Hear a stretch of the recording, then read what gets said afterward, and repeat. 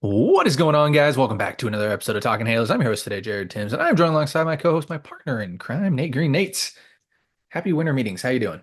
Yes, fun time of the year, winter meetings. This is a fun week, and we finally got one big name off the board, so that's going to open this thing up for I think a lot more free agents to sign. So good start to the week already. I'd say two big names off the board, but yes, I mean, had winter meetings on all day. By the way, we're recording this at 6 p.m., 6 to 7 ish, depending on when you're watching it. So if something happens after this or during this, we'll talk about it. We'll talk about it either tomorrow or we'll talk about it if it happens after this. If just heads up there, guys. So first and foremost, just want to thank everybody for watching and listening here at Talking Halos. Go ahead and shoot us a follow on all our social medias, X, Instagram, Facebook.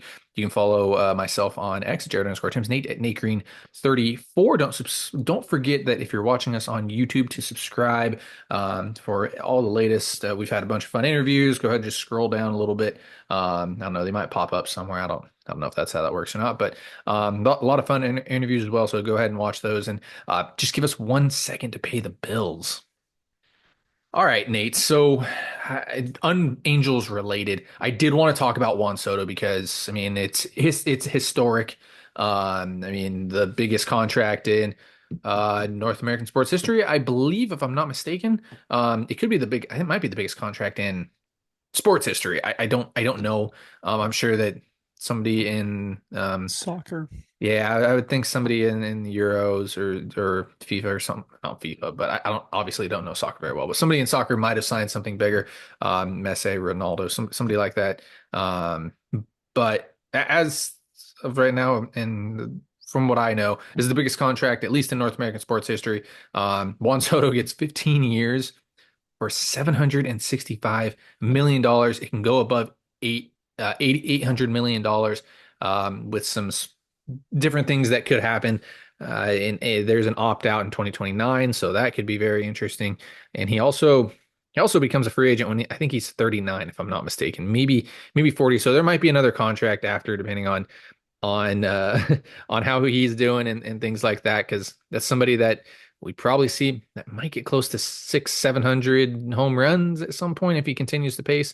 So yeah, I just kind of wanted to talk about this just a little bit because that was absolutely an insane number. I mean, I think everybody was kind of watching the number go up a little bit, and then once it got to seven, and above seven, it was like, wow, this is kind of crazy. So, any thoughts on the Juan Soto signing? Like I said, it has nothing to do with the Angels, but it's unbelievable. No, I don't know. I think this is going to be a huge miss for the Mets. I know that's going to shock some people, but like it's a lot of money for a guy that might not be able to play a position in 3 or 4 years. You're going to have like 10, 11 years of a guy who's a DH only, most likely. And I don't know. He's a good player. I don't know. He's not one of the in my mind, he's not a top five player in the game. He's a good player, but he's not top five in the game. So I don't know. It's it's a good name. It's was the biggest name in the free agent market, but just for me, I don't know. Way too rich for me. I agree that it's an insane amount of money.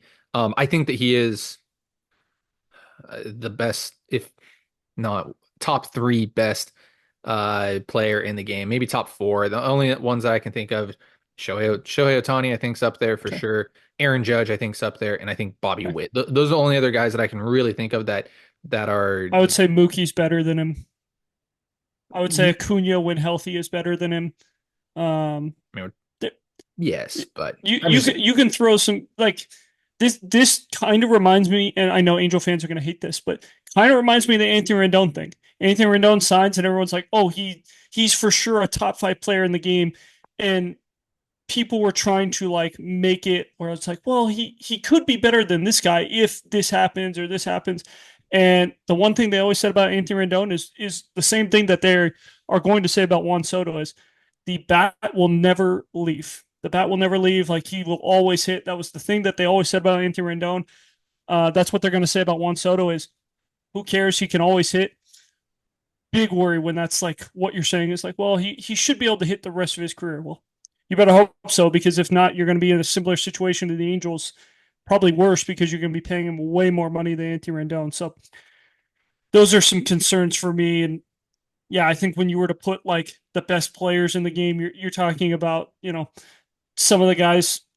I don't think his name gets brought up. Like I think the guys that you mentioned, those names get brought up right away.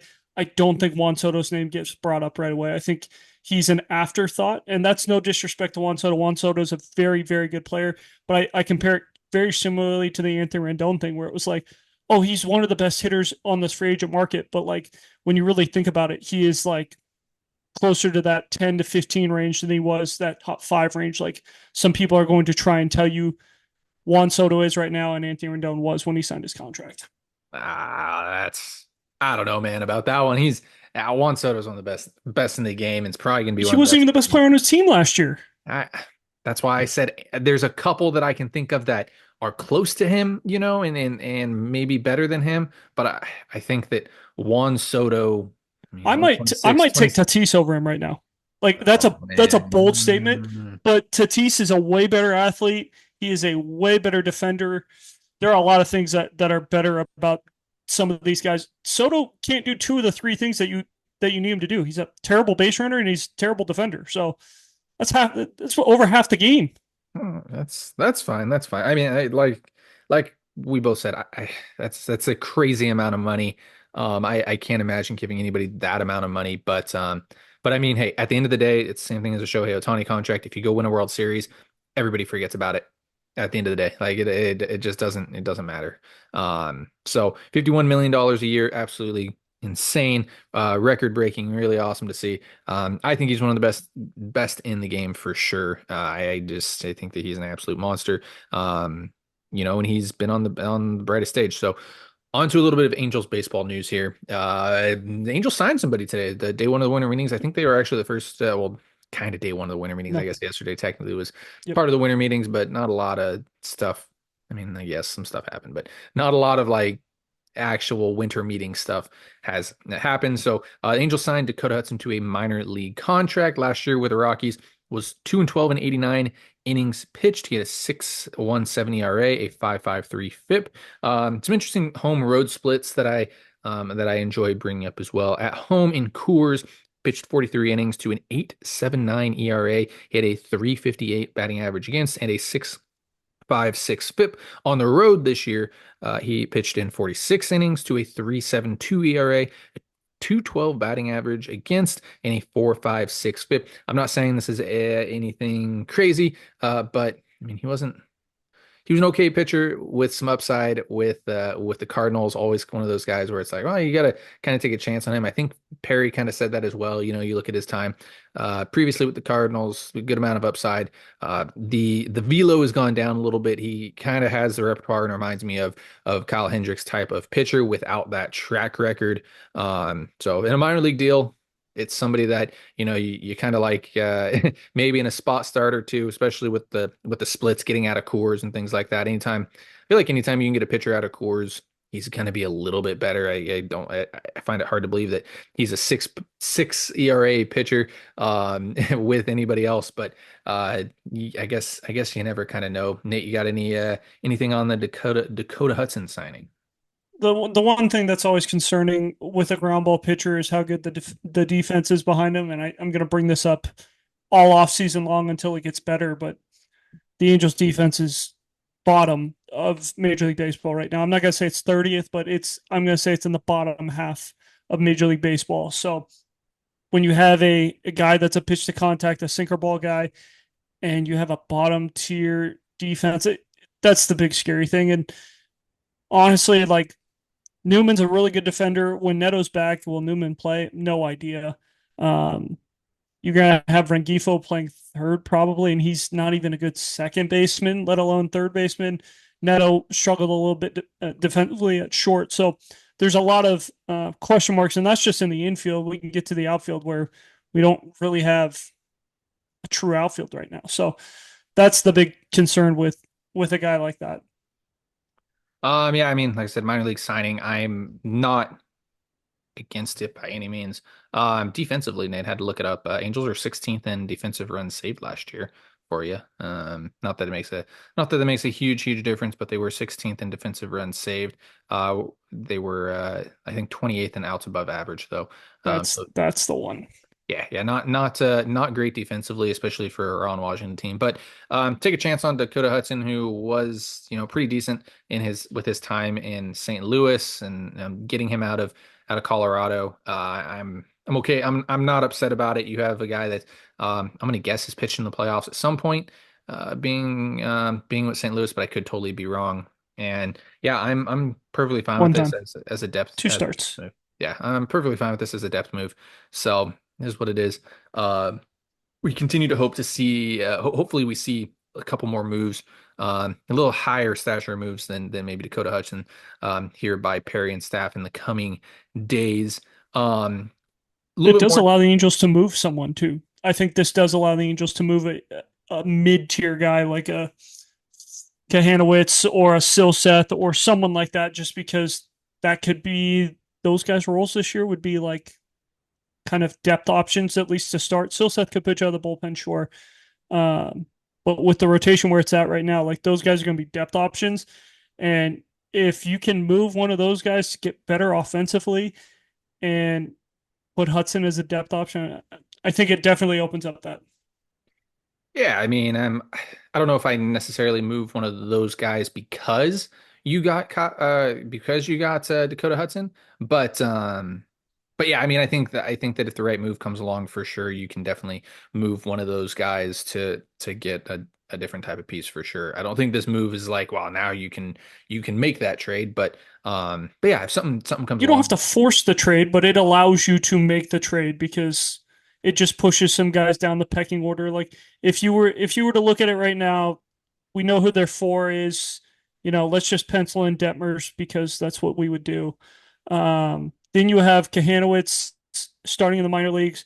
You would have Silseth starting in the minor leagues. You would have Bachman, who you think is a starter.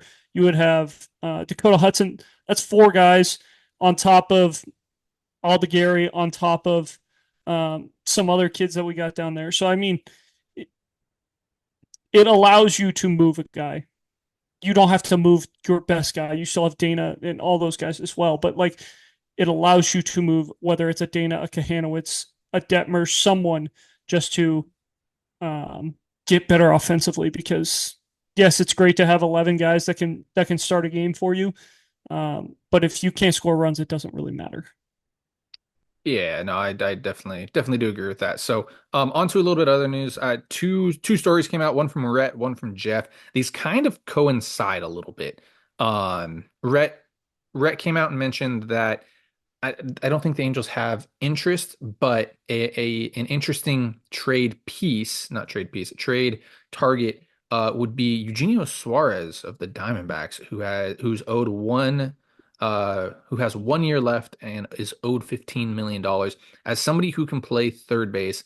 So it kind of got me thinking and, looking up some other names that, might kind of make sense to play third base because Jeff Fletcher and right, by the way, sorry, Red Bollinger, MLB.com, Jeff Fletcher, OC Register, mentioned in his article that Perry said that, well, Rendon might be able to play a little bit of second base, might be able to play some first base, and might be able to move off of third base. And they're keeping a bunch of options open. So, I don't know if it makes a lot of sense to go get a 1 year guy like Eugenio Suarez or anything like that and go that route. But I mean, it's interesting and it makes a lot of sense why some people are saying, hey, Nolan Arenado, hey, Alex Bregman, hey, this guy, that guy to replace Anthony Rendon at third base. We've been saying that there needs to be some type of competition at third base, but not necessarily thinking, hey, we're going to go full out and replace Anthony Rendon at third base. But if Rendon can play a little bit of second base, play some first base, maybe spread the wealth a little bit at third base, kind of becomes interesting, doesn't it? Yeah, I mean, if Anthony Rendon has no competition going into spring training, this has been a bad offseason because we've already said this I think the most he's played as an Angel is 50 games. And we bring this up all the time. He does not play more than 55, 60 games in a season. So, like, why are you going to go into the season going, oh, he's miraculously going to play 120, 140 games, and Newman's going to play a little bit, and Rengifo's going to play a little bit, and Christian Moore's going to come up, and like that will be the final 20 or so games for third base. And it's like, why? So any way that's going to get them more third base help, guy who's going to be able to play more than 50, 60 games, like, I'm all for it. Would I go this route? I don't know. It would have to be the right move. Like, if they're eating some money, and I know 15 million is not that much, but um, with how much Anthony Rendon is making, you still have that kind of on the books no matter what you do. So if they're going to eat some money and it's the right piece, or we're not really giving up anything in return, nothing crazy where I'm like, oh man, we gave up that prospect. It's like, we're giving up that guy. Who cares? Like, we can move on without him. Like, I think that's the biggest thing when it comes to Suarez, because I think I would rather give up a little bit more for a younger piece that can do the same thing as Suarez. Like, I mentioned Nolan Gorman a lot, but like, I would be willing to give up more for a Nolan Gorman, a young guy who can play third base, he could play second base with some power, left-handed stick. I mean, there are some good things about him. Brett Beatty's name has been mentioned. Um, Probably wouldn't have to give up too much for him. And former top prospect. There's some interesting stuff with him. I don't know. There's a lot of pieces that could get moved. I mean, I think even the Tigers could move off of somebody as well. I mean, if Alex Bregman finds his way to Detroit, maybe Detroit says, you know what, we can move Jung, or we can move a Keith, or we can move somebody, and now it just opens up another potential young third baseman the Angels could go get. So I think there are a lot of pieces out there. It's just all about bringing in somebody. I don't really care who it is. It just needs to be someone who can really push Anthony Rendon. And if Anthony Rendon can't play, like, that's great. This guy needs to be able to. Yeah. I mean, yeah, I don't, I think, I don't know if the Angels go get a big money piece like Arenado. Just because putting Arenado on the books with Rendon, I don't know if that makes a whole lot of sense, but I mean, it wouldn't surprise me. Nothing would surprise me now. I do like the Eugenio Suarez thing. 1 year left on his contract. It's kind of the Brandon Drury type of player. Um, you know, Way better. I I know he's way better Way than better. I know he's way better than Drury, but that's that type of player that I think about. Someone that can play third base, DH a little bit for you. Isn't gonna be defensively the best. Um, but yeah, that's the type of route that I'm going that I would probably go with right now, is that, maybe trade a smaller piece for a 1 year deal guy and see kind of where it goes. So um yeah, you got any final thoughts before I let everybody go? I mean, there's definitely a little bit more news, but just in case something doesn't happen tomorrow, we got something to talk about tomorrow. Yep. Yeah. I But mean, yeah, if Arenado, if we're going to get rid of some salary, like maybe it's a Stevenson, maybe it's an Anderson, or like, if we're going to move somebody like that, I don't think they're going to take Rendon. I don't think Rendon would waive his no trade clause, so I don't even want to throw that scenario out there. But if you can get rid of some salary that is not going to help you, and we don't know if Robert Stevenson could help us, but I mean, he's coming off TJ. Um, there, we really don't know what we're getting out of him. You could probably sign a guy for $1 million who can be what Robert Stevenson will be for the Angels. So if you're moving somebody like that, a Tyler Anderson, and a prospect for Arenado, I think it's totally worth it. Now, if we're having to take all of Arenado's salary left, and we're giving up a piece that's like, I don't know, a Kahanowitz, a Silseth, or someone like that, you're like, man, I think that piece could help us. That's where I would be like, that's too much for where Arenado's at in his career. But I mean, Gold Glove winning third baseman, I think that would be huge. We have a lot of ground ball pitchers. The Angels need to get better defensively. I think he helps a lot with where the Angels need to go. So I would not be opposed to Arenado It would just have to come with the right amount of money changing hands. Yeah, no, absolutely. Yeah, I mentioned it a couple days ago too.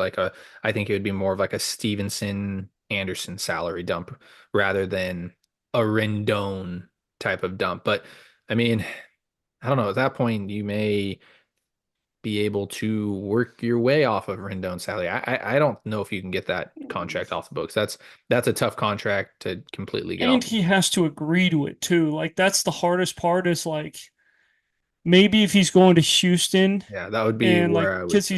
because he's in that he lived in that area, like it would have to be somewhere where he's like, oh yes, I 100% want to go, you know, play near home or whatever. Like I don't think he I think his no trade clause will get accepted for maybe two teams where I'd say if he had a chance to go win another World Series too, I'd say. Like, is he going to turn down going to play for the it, Dodgers or going to play for the Yankees? are the Dodgers going to trade for him? I maybe. No, You never no, know. they're not going to. I mean, if Uh, would you take Anthony if the Dodgers were in the Angels spot, would you take Anthony Rendon no, for $0? I might think no. about doing it. It's just a waste. It just creates more headaches for the rest of the roster because I mean, you already have Muncy, you already have Chris Taylor, you already have Mookie Betts. Like there's so many guys that have to play. It's like I'm adding this guy. I'm not saying it's going to happen. Why? I'm just saying Anthony. I'm more saying Anthony Rendon at $0. I would take. Like if I didn't have to pay anything for Anthony Rendon, I'd take it. It, And I it got a just feels like an prospect out of absolute it, waste. and I got a prospect, and I got some type of You're not prospect getting a out of it. prospect and getting him for free is the problem. For $0, like the Angels are cutting him. At that point, the Angels are better off just cutting him and saying, go play wherever the heck you want. Like if we're having to give Well, up a then contract maybe and not a pay pro. the I rest get of his that. Maybe salary, maybe not a then prospect, but you are I cut. think Then you just cut him. I'm just saying Anthony Rendon at $0. I would think about. So At that point, you just cut him though, and then you don't have to worry about it. He can go play wherever he wants, and he's already on your books for 2 years, and it's fine. okay. So that same point, I would still think about Anthony Rendon for It at just a doesn't league make sense for minimum. the Dodgers. I'm just Houston, sure, if they lose out on Alex Bregman, sure, because he's from that area, absolutely. We already know that Anthony Rendon chose the Angels over the Dodgers because he doesn't want to be in the he doesn't want like the starlight. He doesn't want any of that crap. So he's going to go to the Dodgers. It just doesn't make sense. Yankees, same thing. I think he would say no to them. I think the only two places that he would actually say yes to would be Houston or Washington. And I don't know if either of those teams would say yes. Maybe Washington would bring him back for $0, sure. Houston would probably bring him in for $0, sure.